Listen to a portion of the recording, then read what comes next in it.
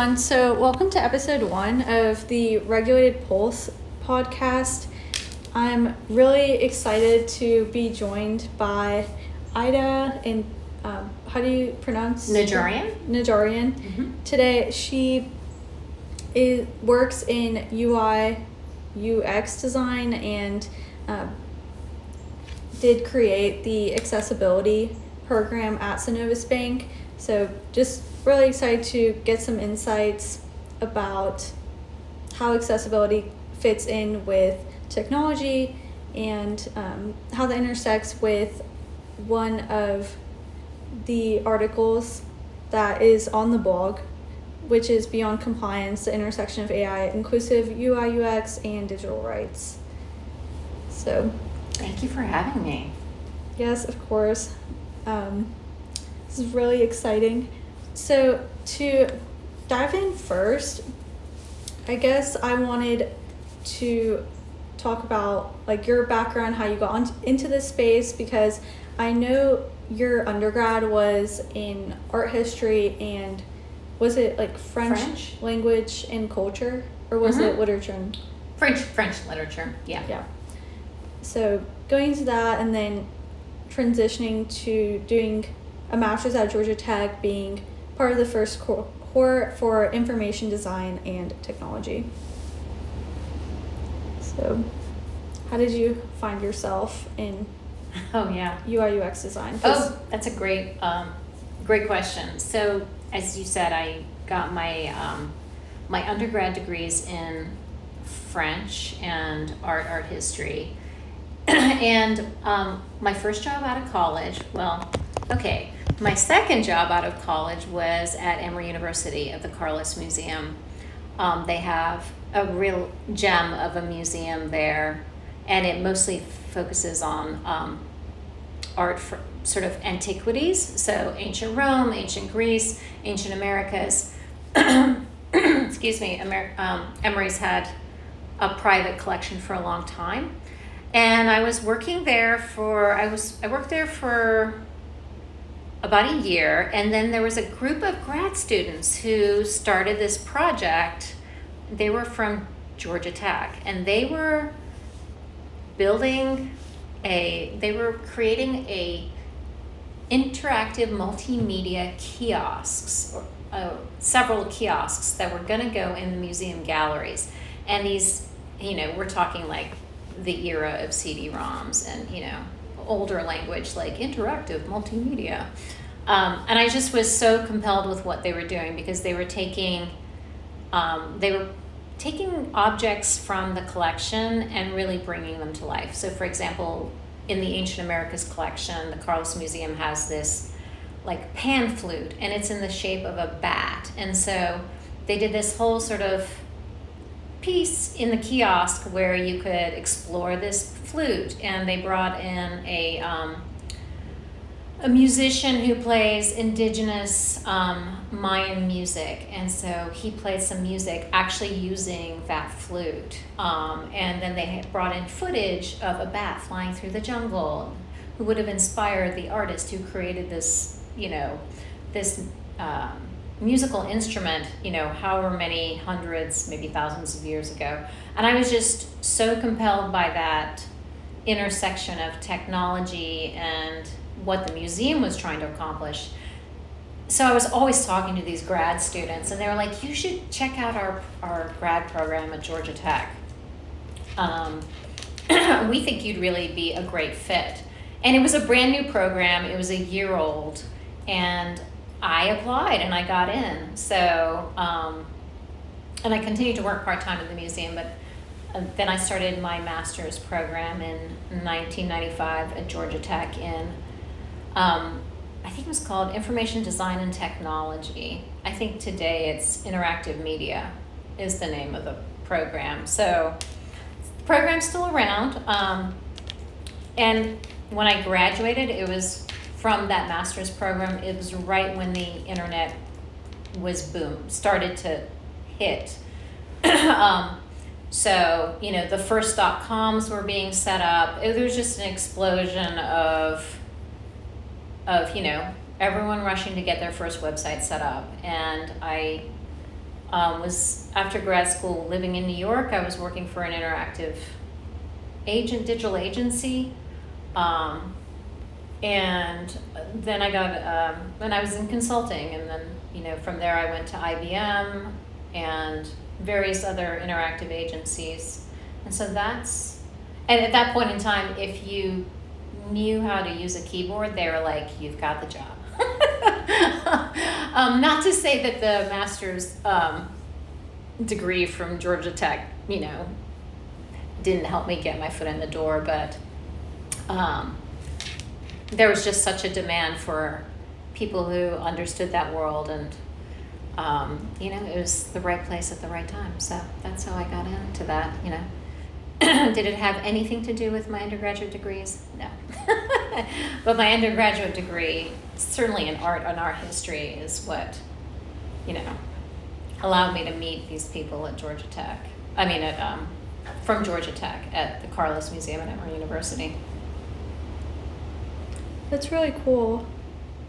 That's actually one of the things I want to bring up, just how your undergraduate degree, like, I guess on the surface it might seem like it's not too related to what you do, but I mean, it's still, I feel like UI UX design, it is kind of an art as well. Like, there is a certain like creative or like media design element for sure. Yeah. So these days, and I do work quite a bit with students at the Savannah College of Art and Design here in Atlanta. And they have a UX club.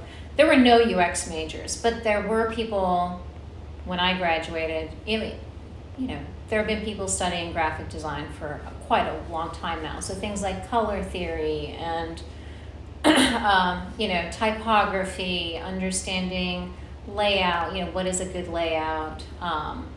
Those design fundamentals, graphic design fundamentals, served me well. The things that I learned from my master's degree, things like usability engineering and just, technology. At that point in time, we didn't have small devices, mobile apps, cell phones didn't exist. So we were really designing for desktop, laptop, computers, and a little bit of kiosk design. And of course, if you've traveled on Delta or any airline, you're familiar with kiosks. So, I think also just having a liberal, I'm one of those people who has a liberal arts background and will always argue that the critical thinking skills that you bring and the sort of broader background and perspective can serve you well.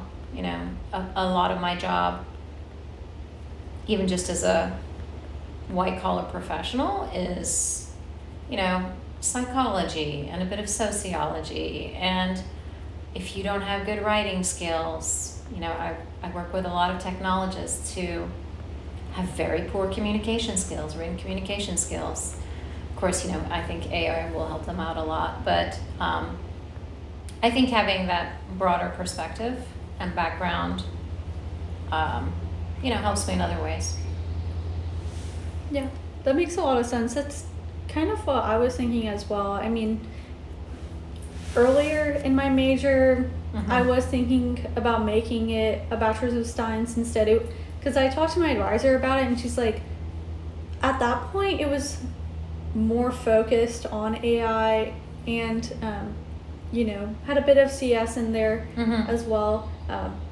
Now it's transitioned to be a bit more of like what I call the human side of healthcare. So it's just really about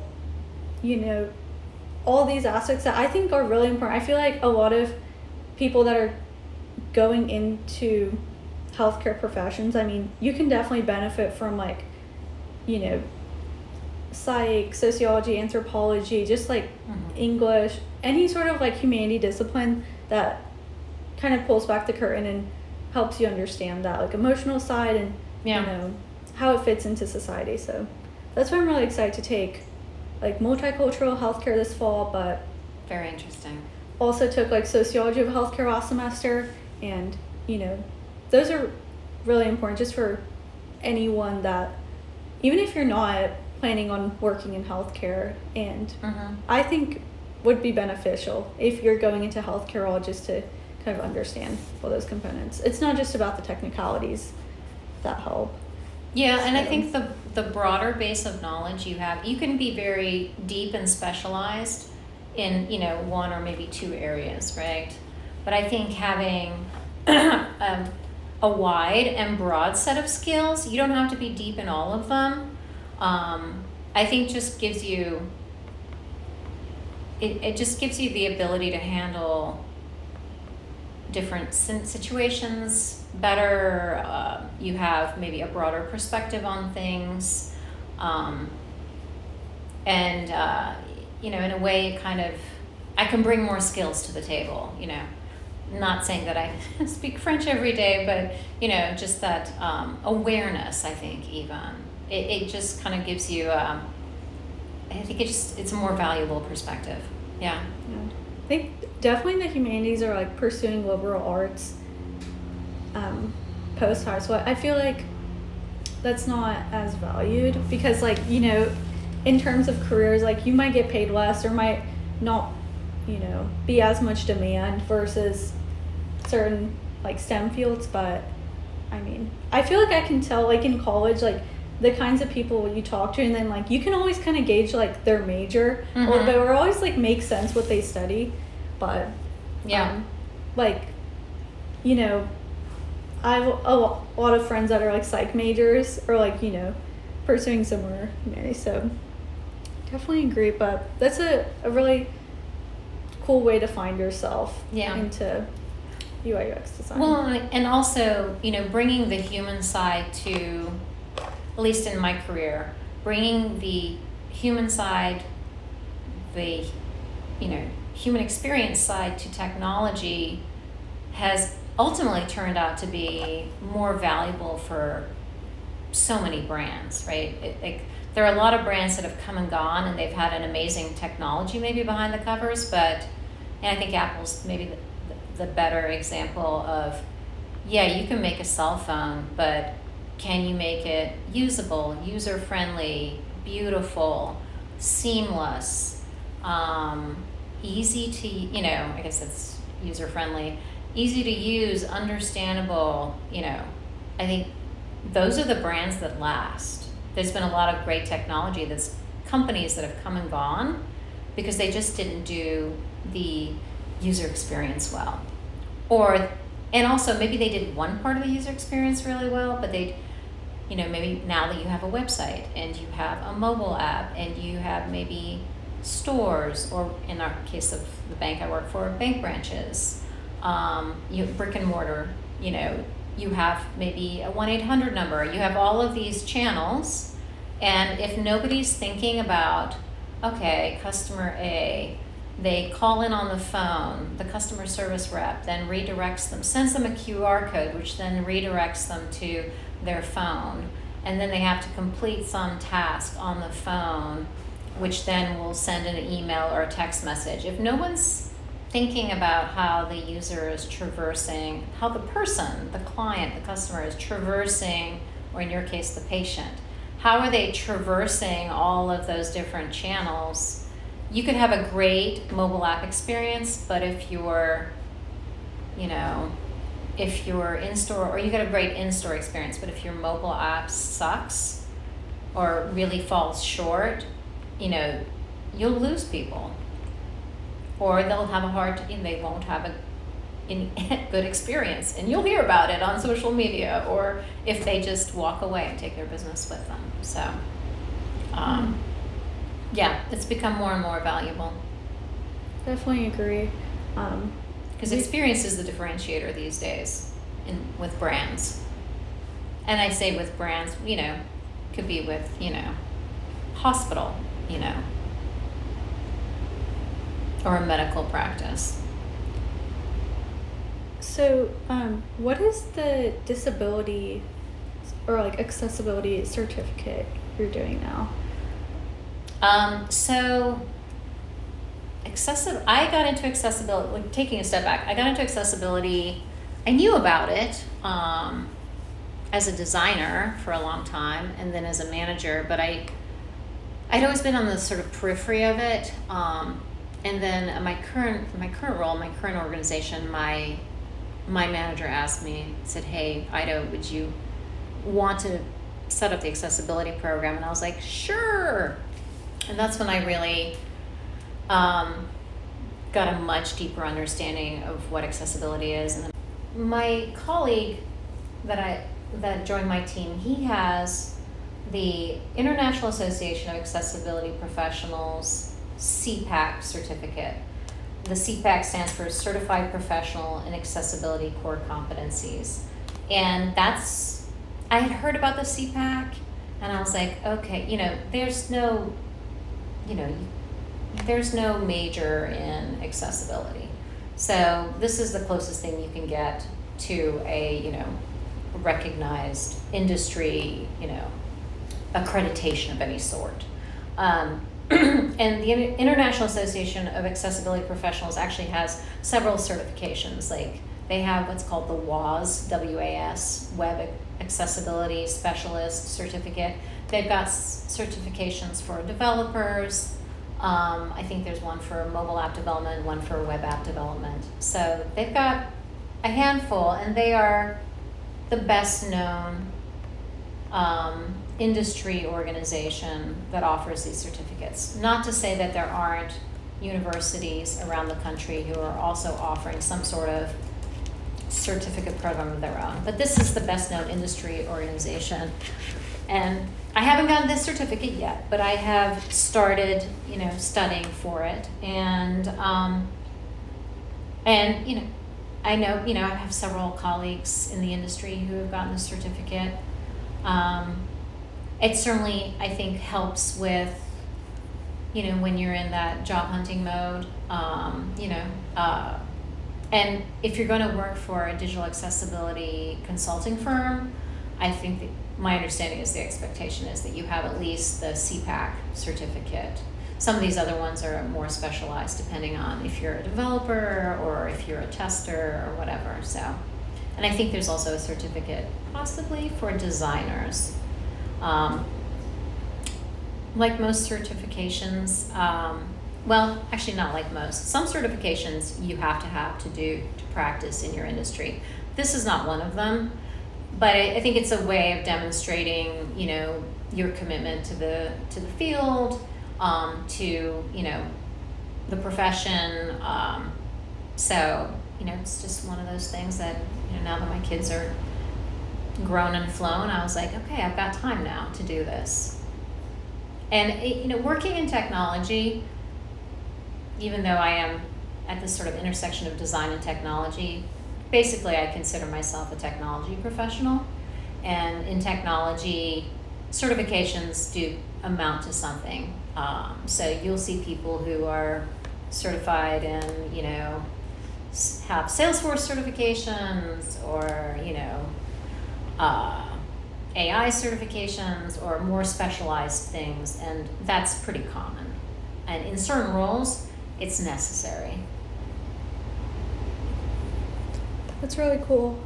So can you talk a little bit more about the work you've done leading digital accessibility efforts in your current role and then creating the accessibility program? Sure. So I told you a little bit about the how I got into my role. And I would say I knew a very little bit, but I was like, let's do this. And it was just myself at that point in time. So for context, the bank that I work at, financial institution I work at, we buy the large majority of our software. But even if we were like a Bank of America and we built it all in-house, digital accessibility is actually a federal requirement as part of the Americans with Disabilities Act. I believe it's the Title III of the Americans with Disabilities Act that is particularly relevant. So any organization that has publicly accessible facilities has to have a digitally accessible equivalent.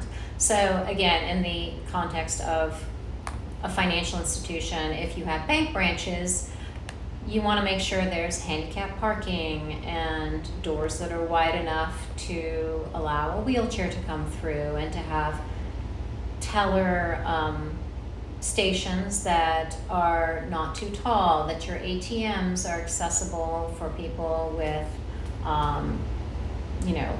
whether they're in a wheelchair or if they're visually impaired, they're blind. You think, you think about all those physical aspects. Well, that's also true in the digital channel as well. So if you have a mobile app as a bank, multiple mobile apps, multiple websites, you are required to give your customers equivalent access, an equivalent experience, regardless of their disability or their ability. So, it was a steep learning curve for me. And I was the only person in that role. We did, and we still do have a partner, a vendor who we work with, who does our annual audits of our four major digital platforms. So our main.com website, and then we have a consumer banking website and mobile apps, Android and iOS, and our business banking website and mobile apps, and one other website. In truth, our bank probably has, at least 200 pieces of customer-facing software. And by software, I mean websites, mobile apps, etc. So it's a lot of territory to cover for one person. So we got budget for another person to join the team, and that's when we hired my colleague who I mentioned earlier. And we work closely with our compliance department. But we make sure we tell people around the bank, we make sure we say, listen, this is federally required, so that usually gets people's attention. But it's also the right thing to do, because there's $52 billion in market potential in the disabled market, or persons with disabilities. So, and it's just the right thing to do. And I know a lot of times when we think disabilities, we think, somebody in a wheelchair or somebody who's blind. But any one of us could have a disability, a situational disability or a temporary disability at any point in time. You have eye surgery, or, maybe you twisted your ankle or broke your hand playing sports, or you just had an accident, or you were in a car wreck and you have to wear a cast on your right hand or your left foot for X amount of time. You have a disability at that point. It may not be permanent, but it's it's temporary, or it could be situational. Like, I'm using my mobile app and it's really bright outside and I'm having a hard time looking at the screen. I have a temporary visual impairment. Also, as you get older, and I don't have the statistics off the top of my head, but past the age of 50, your propensity to have some sort of disability exponentially increases. And it's dramatic, like once you get into your 70s, the likelihood is like above 50%, and every 5 years beyond that. In general, most people's eyes start changing in their mid-40s, and that's when all of a sudden somebody needs reading glasses. And your vision starts to become more challenging, and you can be perfectly healthy. That's just a normal part of aging. So I think we have a narrow sort of definition of disability. We think it's some those sort of examples that I gave you earlier, someone in a wheelchair who has maybe ALS, or somebody, maybe a veteran who's been in combat and has lost a limb. or maybe somebody who was born with, you know, a limb difference. So we think of those sort of, or somebody who's blind, you know, we think of those examples, but really it's much broader than that. I completely agree. I was going to bring up that point about how, if not the majority, at least a solid portion of Americans would find themselves disabled in some way when they're older, and like, you know, we all need a bank. We all, you know, or just most businesses, what they run off of. I mean, disabled people are still consumers. They still need most of the stuff. So it is important to for businesses to not just be like, okay, well, we need to follow the American with Disabilities Act, but you know, take the extra step. And typically people with disabilities, permanent disabilities, need that digital channel even more. If you're blind, you can't drive, so you're dependent on someone else to get you to the bank branch. So if you can have a good banking experience, you know, online, you know, now we don't even think about it. If we do randomly get a check every now and then, we just use our mobile app and deposit it. But back in the day, you had to go to the bank, physically to a bank. So those digital channels being optimized for accessibility are even more important than ever. Yeah. And one other thing I forgot to mention, also under the umbrella or sort of an adjunct to, I think, the traditional definition of disability, we also factor in neuro-inclusivity into digital accessibility. So we're considering people with dyslexia, ADHD,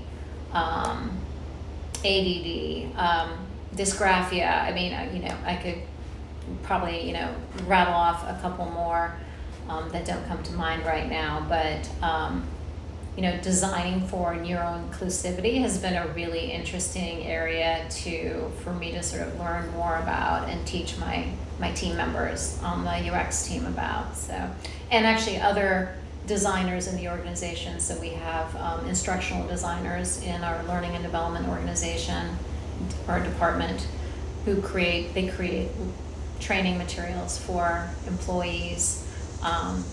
So like earlier this year, for example, was it this year or last year? It doesn't matter. We had our vendor actually do a training series. It was like 6 weeks of training, and we brought in all designers and writers and a couple other folks throughout the organization, and they got trained on how to design and create materials that are not just accessible but also neuro-inclusive. And that was pretty eye-opening, because I would say the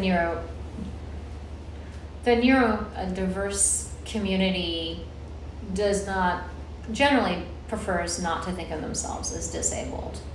Some do, some don't, understandably. So that's been a really interesting, you know, I think it's just, for me, proof that I'm always, you know, there's always something new to learn, not just because of the technology, but because, you know, we're just sort of broadening our reach to who we make our services available to as a bank. But also, you know, you can expand that to healthcare as well, obviously. Yeah, that's really awesome. So, you've been leading teams for decades at this point, and I did see on your LinkedIn how you've completed various certifications relating to, like, you know, communicating about culturally sensitive issues, navigating diversity and inclusion, managing a diverse team, and talking about race. So I just want to ask about how you try to be an inclusive leader and then navigate those tough spaces. Yeah. Okay. I have to keep you honest on the original question. I think inclusivity takes many shapes and forms, and I've been fortunate to work in organizations that have offered their leadership a lot of training on that topic. You know, I worked at, prior to Synovus, I was working at State Farm, and they were really good about, we had a lot of different training and opportunities for training on the topic of, managing diverse teams. And diversity, it was everything from, I think what is considered sort of maybe the traditional definition of diversity, which is sort of racial diversity, but also generational diversity. That's been really interesting to understand more about, diversity, in terms of neurodiversity, people with differing abilities. Some things are obvious, when you look at a person, you can say, oh, they don't look like everyone else on the team. But there's a lot of diversity that's hidden, especially when it comes to neurodiversity. And that's been, I think, setting up an accessibility program has helped me understand that deeper. In terms of managing diverse teams, I'm fortunate to live in a really diverse city in Atlanta, Georgia. I'm surrounded by people with different opinions who think differently than me, act differently than me, and I think, not to sound, it's a bit of a cliche, but there is power in that diversity. I find that and I think if you have a learning mindset, you're gonna learn no matter what age you're at, and regardless from who, all sorts of different people. I learned from team members who are the same age as my daughter in their mid-20s. I learn just as much from them as I do from people my age and everything in between. So I think that having a mindset, that learning mindset, is part of it. And valuing, having a mindset of valuing everybody's perspective. The better leaders I've worked with surround themselves, and again, a bit of a cliche, I think even President Obama said this, they surround themselves with people who are smarter than them or better than them in different things. And,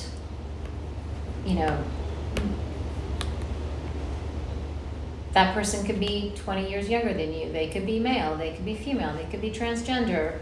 I've had team members who have transitioned gender. And so that's been an opportunity for me, at least the first time, to really learn what does that mean and how can I support that person in their transition. That's really, yeah. I think that's, it's been,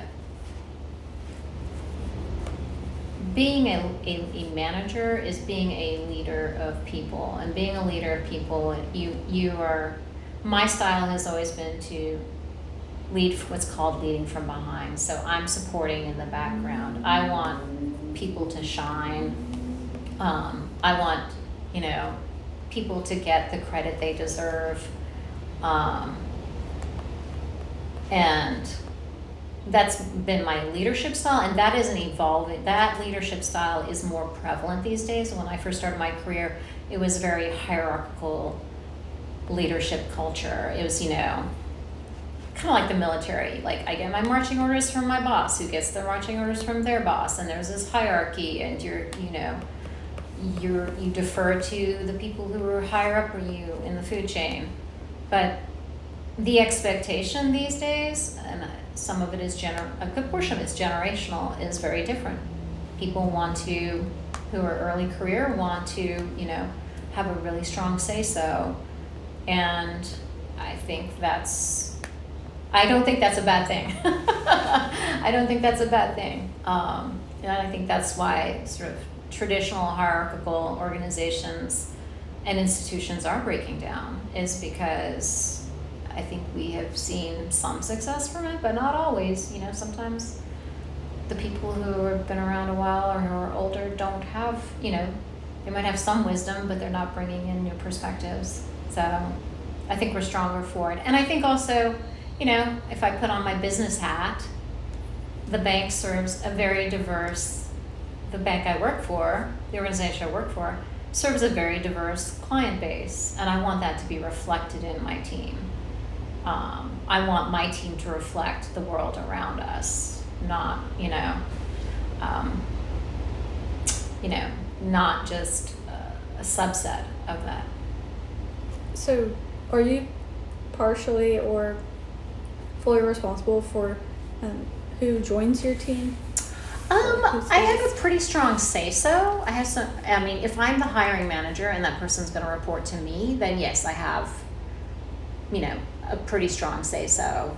But, I always want to sort of check myself. So when we are interviewing people, I say we because usually I have a couple of other team members for that person to meet, for candidates to meet. And then my boss usually wants to meet people because we want to make sure people are going to be a good cultural fit on our group, with our group as well.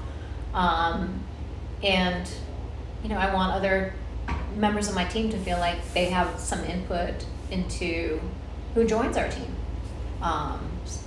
Because we have created a strong team culture, and we're very tight as a team. And I think we're stronger for it. So, yeah. What are some important aspects of your team culture or company culture as well? Yeah. Our company culture is changing because the bank I work for just merged with another bank. So we're bringing together two cultures. But I'd say in my immediate team, culture is the things that we do on a day, on a day in, day out basis. So a lot of strong collaboration and trust within the team. We'll do things, and I think it comes from the top down. So from the leadership down, they kind of set the tone. So knowing people personally as well as professionally, I think is, so demonstrating interest. My boss is always like, how was your weekend? How are your kids? And he knows I have kids. He knows, some of my interests. And I feel like he's, invested in me and interested in me. And I feel the same way about my team members, So, there's a lot of communication back and forth. We have one team member who's remote. The rest of us are all in person, or we all work in the same area. So we see each other. We have team potlucks once a month, which doesn't seem like a big deal, but we always have a lot of fun with it. Sometimes it's not a potluck. Sometimes somebody has bought every single one of the Girl Scout cookies, and we are doing a cookie tasting and to determine which of the Girl Scout cookies is the best. Or Jenny's ice cream, that was my favorite. Who has the best donut? Surprisingly, Quick Trip had a really good donut. Did not know that. But it's kind of fun stuff like that we do as a team. We're very food forward. So a lot of our team, a lot of our time we spend together having fun involves food. So I think that's really important. But we also make sure, on maybe the less fun side of things, we're always we make a point to meet as a team every week, and we talk about here's what's on deck for me, here's what I'm working on next week. I want to give a shout out to so and so on the team for helping me out because I was really in a pinch, or I didn't know X, Y, and Z, and I knew they did. So that's really, I think, ongoing communication. And then every manager on the team has what we call a one-on-one. We meet with our team members once a week, minimum. Communication, knowing what everybody else is doing, sharing information. I think that's a big part of our team culture.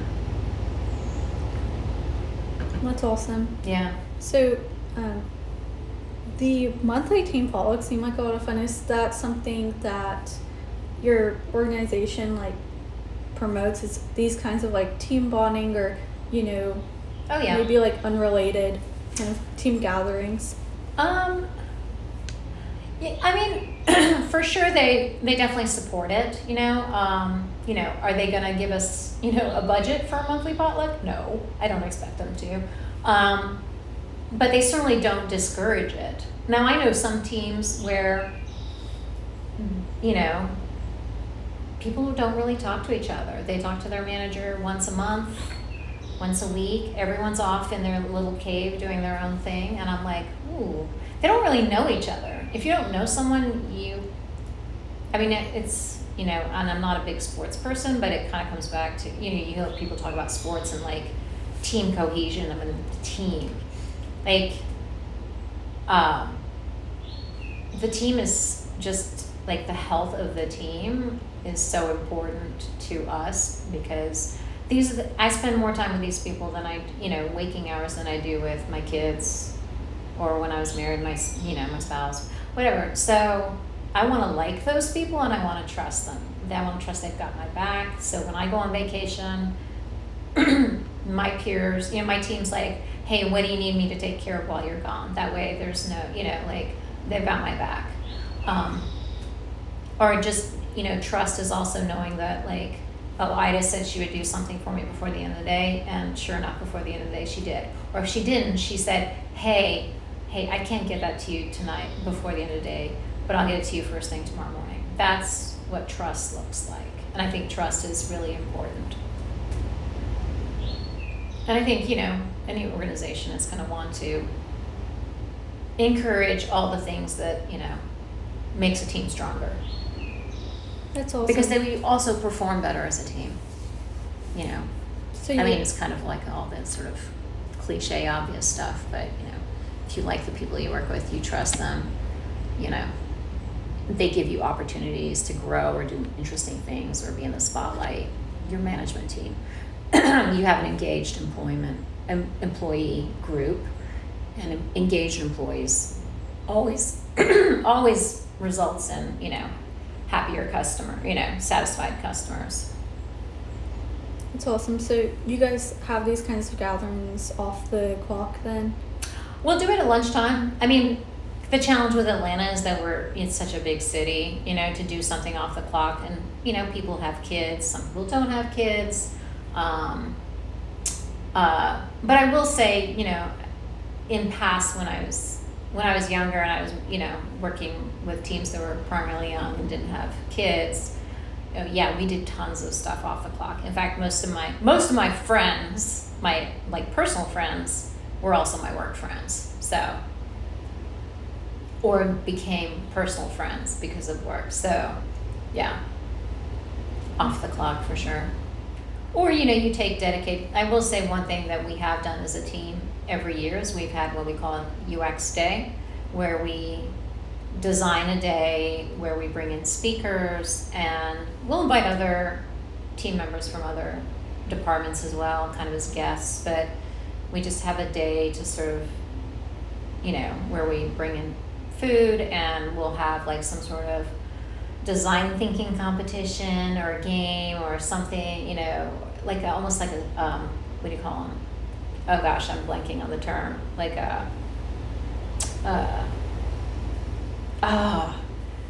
We have a problem, we all work on a solution for it as a team, or maybe we'll break out into 2 teams. And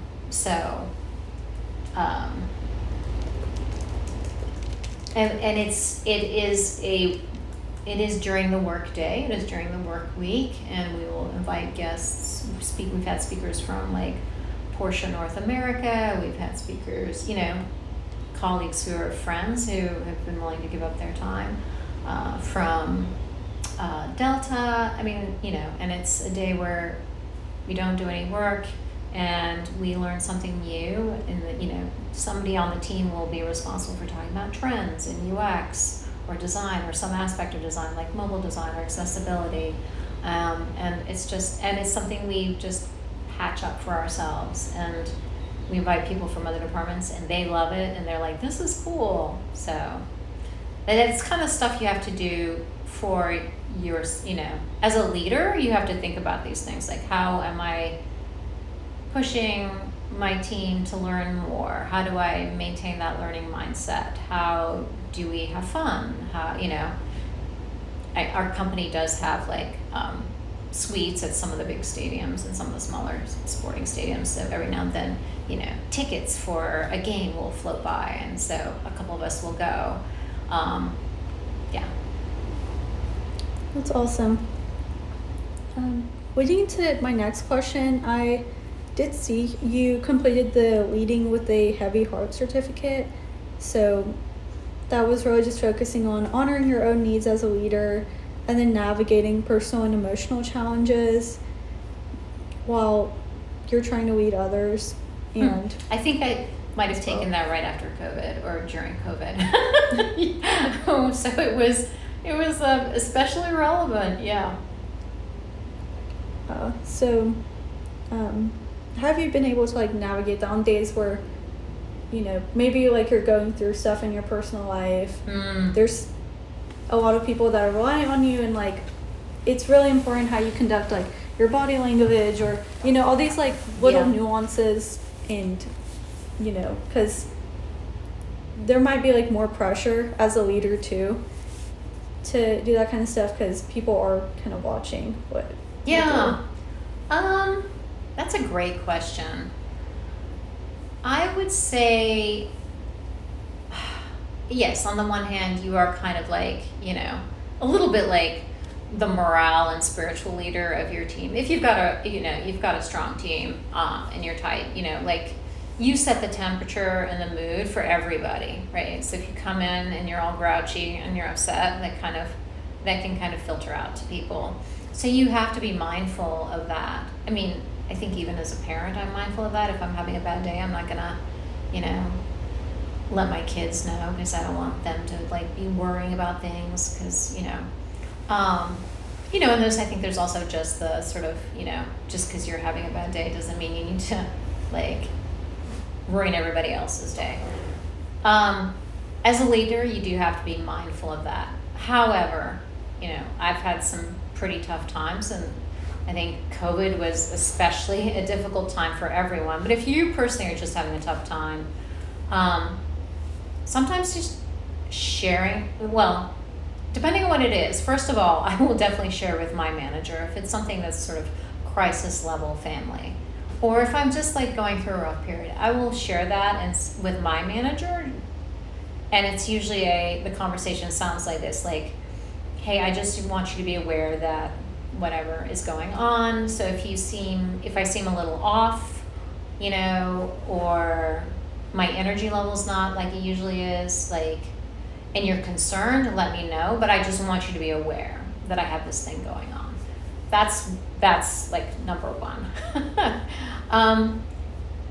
Telling team members, I have one peer on my team, another manager, and we are close enough that if it's going to, the way I think about it is this: if it's something that's going to maybe show up in my professional life, then I will tell them, and it'll be a similar conversation like what I had with my manager.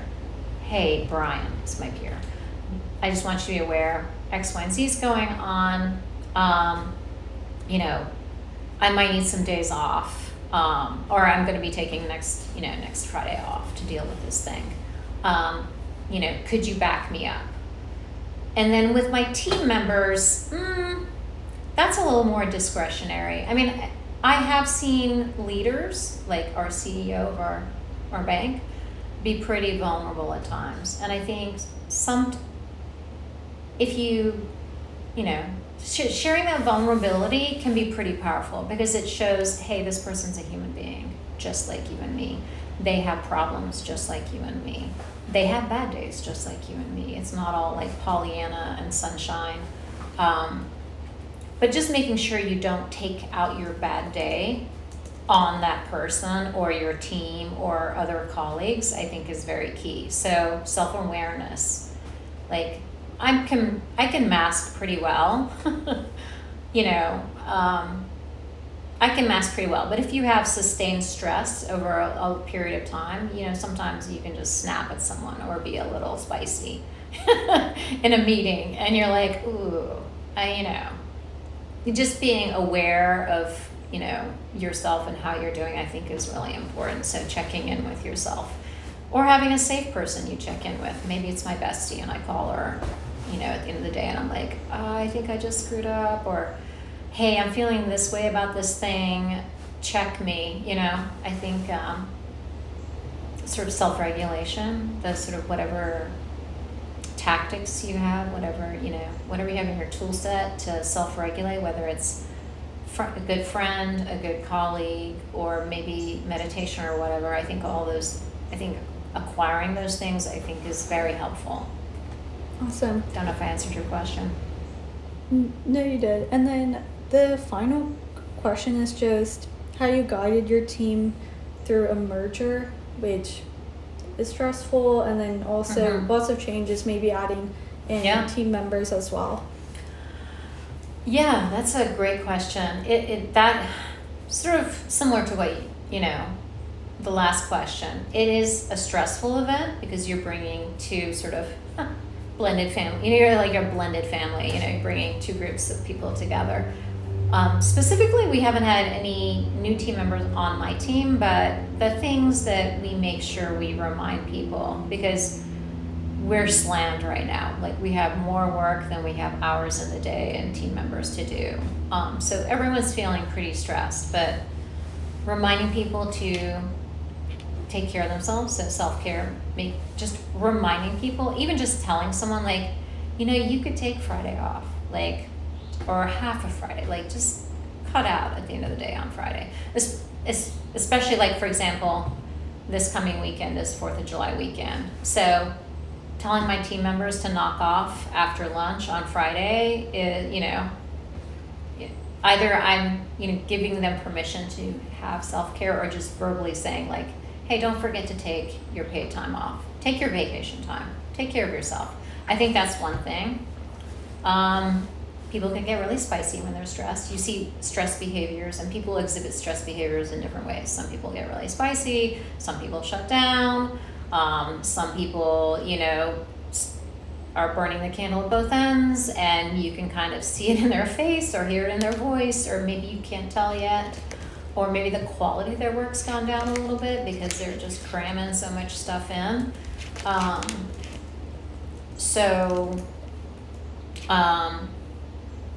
But when for the people who get kind of spicy, irritated, they're more easily irritated by people, things, whatever.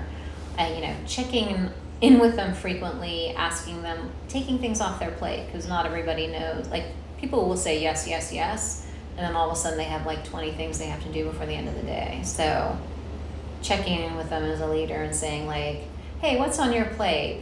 I think you have too much, or you seem stressed, or in that last meeting you were a little bit sharp with, this partner. Let's talk about it. What can I do to take things off your plate? Or maybe I can help you prioritize. Maybe you've got 20 things that you have to do, but I'll tell you what's the first, second, and third most important thing, and everything after that, if anybody has a problem with it, you not doing it on time, come to me. Send them to me, excuse me. So, I think putting a buffer, a protective barrier around your team, I told my team members this week, I said, listen, people are coming to you directly with requests. Have them funnel them through me. I'll